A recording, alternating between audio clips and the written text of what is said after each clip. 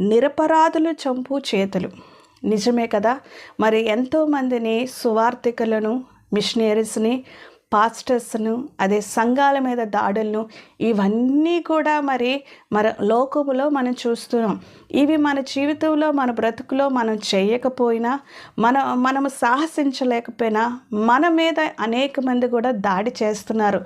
సంఘాల మీద, మిషనరీస్ మీద, తర్వాత బైబిల్స్ అనేవి కాలుస్తూ ఉన్నారు. ఎక్కడ చూసినా అల్లరి అనేది రేగుతుంది. అటువంటి జనాంగాల మీద కూడా, అటువంటి అల్లరి రేపే వారి మీద కూడా దేవుడు అసహించుకునే సమయం అనేది సమీపంగా ఉంది. ప్రియ దేవుని బిడ్డ, ఒకవేళ ఈ వీడియో నువ్వు చూస్తున్నట్లయితే సంఘం మీద, మిషనరీస్ మీద, సంఘ కాపర్ల మీద, క్రైస్తవ కుటుంబాల మీద మీరు అసహించుకున్నట్లయితే ఇదిగో ప్రభు సెలవిస్తున్నాడు, అటువంటి చేతులు దేవునికి అసహ్యమైనవి. అది మీరు ఎంత పూజ చేసినా, ఎంత ప్రార్థన చేసినా, ఎంత దేవుని దగ్గరికి మీరు ఆ చేతులు మీరు తీసుకొని వచ్చినా దేవుడు ఆ చేతులని అంగీకరించడు. వాటి ప్రార్థన అనేది దేవుడు స్వీకరించడు అనేది మీకు మనవి చేస్తున్నాను.